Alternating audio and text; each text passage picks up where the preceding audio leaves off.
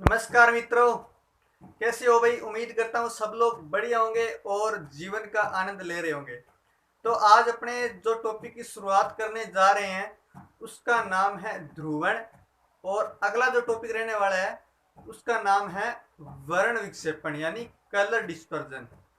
तो अपने जो ये टॉपिक करने जा रहे हैं, अगर मैं आपको बता दूं आप पहली बार जुड़ रहे हैं तो आपने अगर पिछले वीडियो नहीं देखे हैं तो उनका जो लिंक है वो उसकी प्ले लिस्ट बना दी है मैंने, और उस प्ले लिस्ट में सारे वीडियो डाल दिए हैं। और उस प्ले लिस्ट का लिंक जो डिस्क्रिप्शन में दिया हुआ है, आप जाकर के उनको देख लेना, बहुत ही बड़ा आनंद आएगा आपको, ये मेरा वादा है। और आप जाकर के उनको देखिए, और आपको यहाँ पर इस चैनल पर कंप्लीट साइंस का कोर्स करवाया जाएगा। तो जल्दी से अभी सब्सक्राइब कर लीजिए ताकि आप भी पूरा आनंद ले सकें। तो चलिए शुरुआत करते हैं। पहला जो आज का अपना टॉपिक है उसका नाम है ध्रुवण या पोलराइजेशन। ध्रुवण या पोलराइजेशन अपने बात करेंगे कि ये होता क्या है, इसके एग्जाम्पल अपने दैनिक जीवन में क्या हो सकते हैं। ध्रुवण को आप ये भी बोल सकते हैं प्रकाश का ध्रुवण, यानी पोलराइजेशन ऑफ लाइट। तो चलिए शुरुआत करते हैं। ध्रुवण किसे कहेंगे, आपको मैं बता दूं कि जो अपने सामान्य प्रकाश आता है इसमें दो प्रकार के घटक होते हैं। कितने प्रकार के? दो प्रकार के। एक होता है विद्युत घटक, एक होता है विद्युत घटक, और दूसरा जो होता है वो होता है चुंबकीय घटक। चुंबकीय घटक, ये दो प्रकार के सामान्य प्रकाश में घटक पाए जाते हैं, विद्युत घटक और चुंबकीय घटक। और ये दोनों घटक एक दूसरे के लंबवत होते हैं। अब आप कहेंगे सर लंबवत कैसे? तो देखिए, मान लीजिए प्रकाश जो आ रहा है उसमें इस प्रकार देख लीजिए आप, ये मान लो कोई विद्युत घटक है तो इसके लंबवत यानी 90 डिग्री पर चुंबकीय घटक होगा। अगर ये चुंबकीय घटक है तो इसके 90 डिग्री पर यह विद्युत घटक होगा। यानी जो दोनों घटक है वो आपस में एक दूसरे के 90 डिग्री पर होते हैं। और अगर इन दोनों को एक ही तल में कर दिया जाए, यानी किस प्रकार? इस प्रकार ऊपर की ओर दोनों के एक ही तल में कर दें, या इस प्रकार दोनों के एक ही तल में कर दें, तो वो उनका ध्रुवण हो जाएगा, यानी प्रकाश का ध्रुवण हो जाएगा। तो अपने कह सकते हैं कि यदि प्रकाश के दोनों घटकों को किसी न किसी माध्यम से एक ही दिशा में कर दिया जाए, एक ही दिशा में बदल दिया जाए, तो ऐसा प्रकाश ध्रुवित प्रकाश कहलाता है, और इस घटना को ध्रुवण कहते हैं। उम्मीद करता हूं समझ में आया होगा। अब अपने एग्जाम्पल के रूप में अगर देखें तो एग्जाम्पल अपने कह सकते हैं, जैसे दैनिक जीवन में अपने सामान्य तौर पर सूरज की किरणों को देखें तो नहीं देख पाएंगे, सूर्य की ओर अगर देखें तो नहीं देख पाएंगे।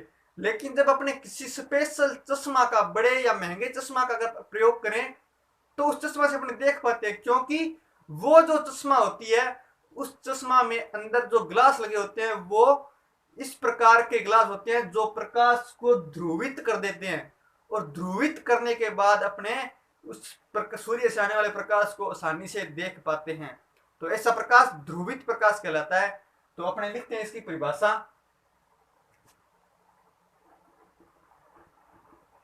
सामान्यतः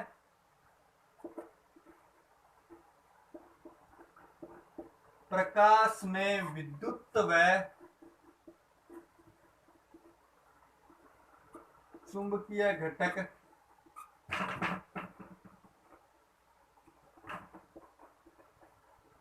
लंबवत होते हैं। क्या होते हैं? लंबवत होते हैं।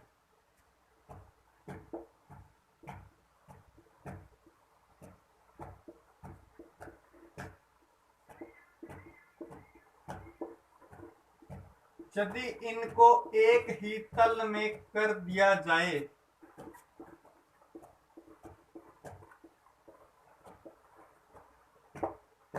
एक ही तल में कर दिया जाए तो क्या होगा?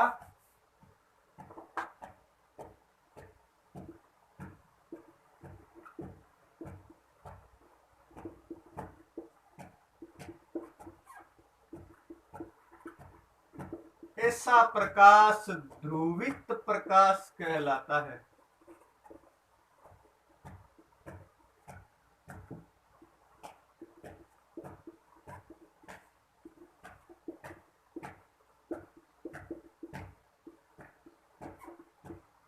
और प्रकाश की यह घटना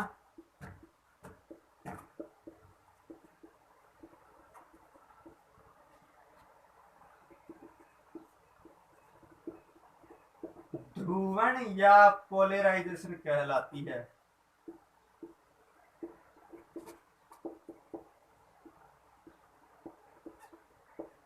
ठीक है, तो उम्मीद करता हूं ध्रुवण आपको समझ में आया होगा। अब अपने आगे बढ़ते हैं, उससे पहले आप स्क्रीनशॉट लेना चाहे तो ले सकते हैं। तो अपने बात करते हैं आगे जो है अपना कलर डिस्पर्सन या कह सकते हैं वर्ण विक्षेपण।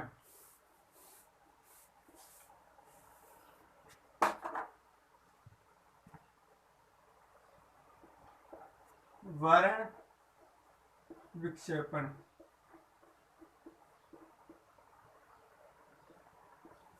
या बोल सकते हैं कलर डिस्पर्जन। तो ये क्या होता है, देखिए ये एक्चुअल में जो है जो प्रिज्म होता है उसमें पाया जाता है। प्रिज्म कैसा, प्रिज्म अगर आपने कभी नहीं देखा है तो मैं बता दूं, ये त्रिभुजाकार होता है कुछ इस प्रकार।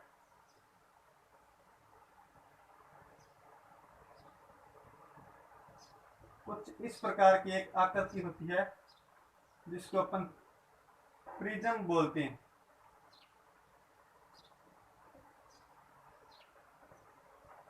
आप इस प्रकार देख सकते हैं, यानी एक त्रिभुजाकार आकृति होती है। प्रिज्म जो है एक त्रिभुजाकार आकृति होती है 3D में। सिर्फ एक तल में नहीं होता, ये 3D में होता है, तीनों दिशाओं में। तो इस प्रकार का जो त्रिभुज होता है वो कहलाता है प्रिज्म। जब प्रिज्म के एक सतह पर किसी प्रकाश को आपतित कराया जाता है या गिराया जाता है, तो प्रिज्म जब दूसरी साइड से प्रकाश निकलता है तो वो 7 रंगों में विभक्त हो जाता है। यानी प्रिज्म से प्रकाश गुजरने के बाद में 7 अलग अलग रंगों में विभक्त हो जाता है। और यह विभक्त जो होता है वो अपवर्तनांक के हिसाब से होता है, यानी जिसका सबसे ज्यादा अपवर्तनांक होगा उसका सबसे ज्यादा विचलन होगा, और जिसका सबसे कम अपवर्तनांक होगा जिस कलर का, वो कलर सबसे कम विचलित होगा। तो ये घटना क्या कहलाती है, वर्ण विक्षेपण कहलाती है। तो अपने बात करते हैं, देखिए पहले मैं समझाता हूं आपको। जैसे ये मान लो कोई प्रिज्म है, ये कोई प्रिज्म है, तो ये जो है ये होता है प्रिज्म कोण, इसको मान लेते हैं अपने ए। तो इस प्रकार मान लीजिए यहां से कोई प्रकाश किरण आ रही है, ये क्या है, प्रकाश किरण, आपतित प्रकाश किरण। तो अपना सिद्धांत क्या कहता है कि जब कोई भी प्रकाश किरण विरल माध्यम से सघन माध्यम में आएगी तो अभिलंब की ओर झुक जाएगी। इसका मतलब, अब इसका अभिलंब देखे तो ये जो सतह है ना, ये सतह, इसके सतह के लंबवत होगा इसका अभिलंब, इस प्रकार। तो अभिलंब की ओर झुकेगी, इसका मतलब ये प्रकाश किरण कुछ इस प्रकार हो जाएगी, इस प्रकार। अब देखिए, अब अपना अगला सिद्धांत कहता है कि जब प्रकाश किरण इस सघन माध्यम से विरल माध्यम में जाएगी तो अभिलंब से दूर हटेगी। तो इसका मतलब ये देखिए, इसका विलंब कहां पर होगा, यहां। तो ये क्या होगी, विलंब से दूर हटेगी। तो ये प्रकाश किरण आ रही है, ये इधर हो जाएगी विलंब से, ये दूर हट गई उससे विलंब से। तो ये हो गया प्रकाश का गुजरना इस प्रकार। लेकिन ध्यान दीजिए, जब प्रकाश किरण यहां पर बाहर निकलेगी तो कुछ अलग अलग 7 रंगों में विभाजित हो जाएगी।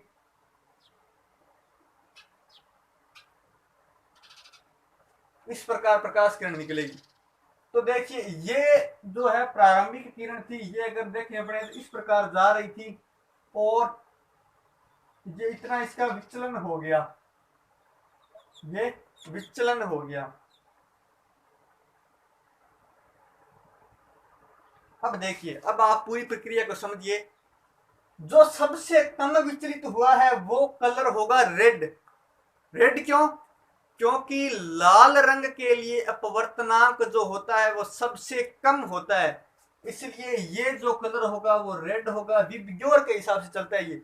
विबग्योर सुना होगा आपने, VIBGYOR, ये वॉयलेट और ये रेड, ठीक है।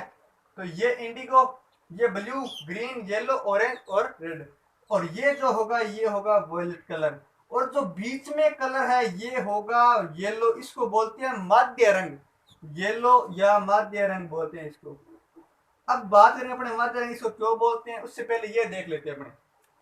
जो वॉयलेट का विचलन हुआ है इसको बोलते हैं डेल्टा वी या वॉयलेट का विचलन कोण, और जो रेड का हुआ है उसको बोलते हैं डेल्टा आर या रेड का विचलन कोण, ठीक है। इस प्रकार जो है पीले का, उसको पीले का विचलन कोण बोल सकते हैं या मध्य विचलन कोण बोल सकते हैं, क्योंकि ये कलर मध्य कलर होता है जो पीला होता है। अब अगर अपने देखें इन रंगों में, तो अगर अपने छोड़े, एक इधर से छोड़ दें, एक इधर से, फिर एक इधर, फिर एक इधर, फिर एक इधर, फिर एक इधर, इसका मतलब यहाँ पर तो जो बीच में है वो ग्रीन है। तब आप सर कहेंगे कि सर ये पीला जो है मध्य कलर कैसे हुआ? तो देखिएगा कि पीला कलर मध्य कलर गिनती के हिसाब से नहीं होगा। इन कलर में यानी इन 7 रंगों में जब देखेंगे तब पीला कलर बीच में होगा। कैसे? जैसे मान लीजिए ये 7 कलर हैं,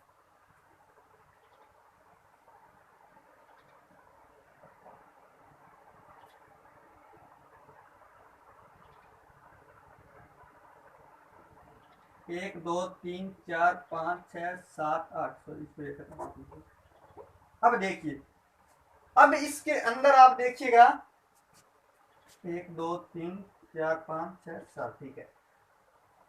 तो ये मैं बना देता हूं।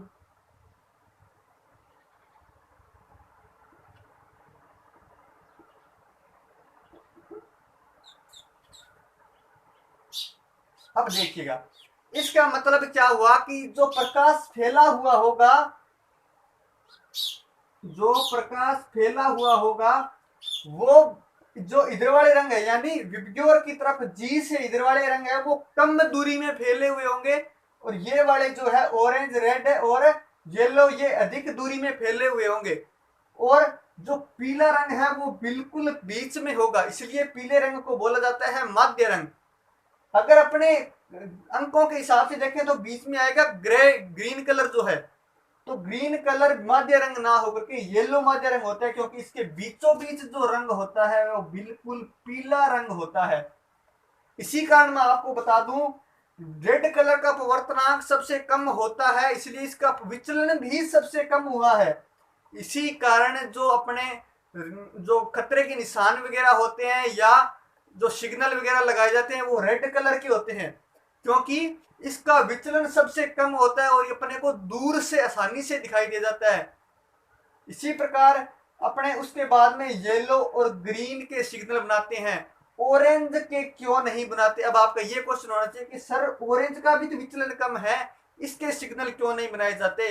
तो मैं आपको बता दूं कि ऑरेंज और रेड जो कलर है वो दूर से लगभग एक जैसे ही दिखाई देते हैं, इस कारण व्यक्ति को पहचानने में दिक्कत हो जाती है। इस कारण ऑरेंज और रेड के सिग्नल नहीं होते, पीले के और रेड के और ग्रीन के बनाए जाते हैं ताकि व्यक्ति आसानी से पहचान सके। तो अब अपने बात करते हैं वर्ण विक्षेपण की। तो लिख देता हूं मैं परिभाषा के रूप में, जब श्वेत प्रकाश किरण को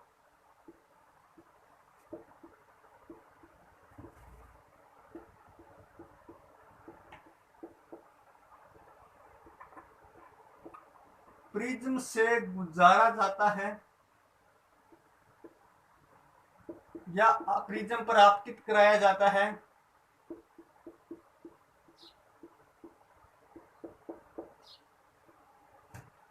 तो अपवर्तित प्रकाश किरण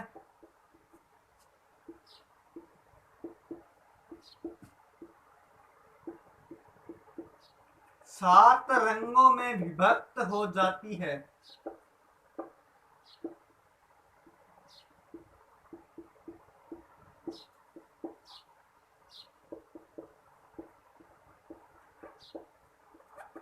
जिसे ही प्रकाश का वर्ण विक्षेपण कहते हैं।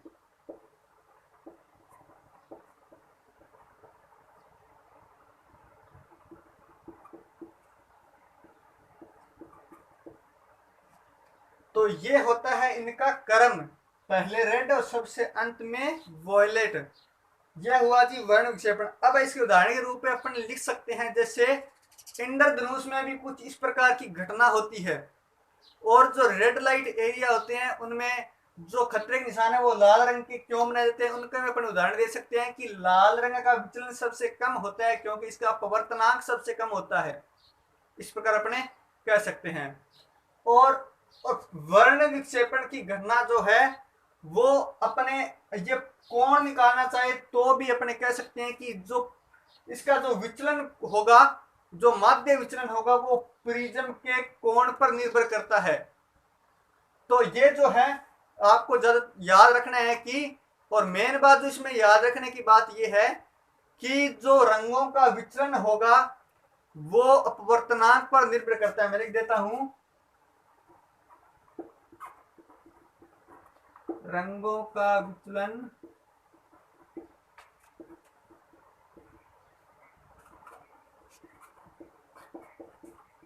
अपवर्तनांक पर निर्भर करता है।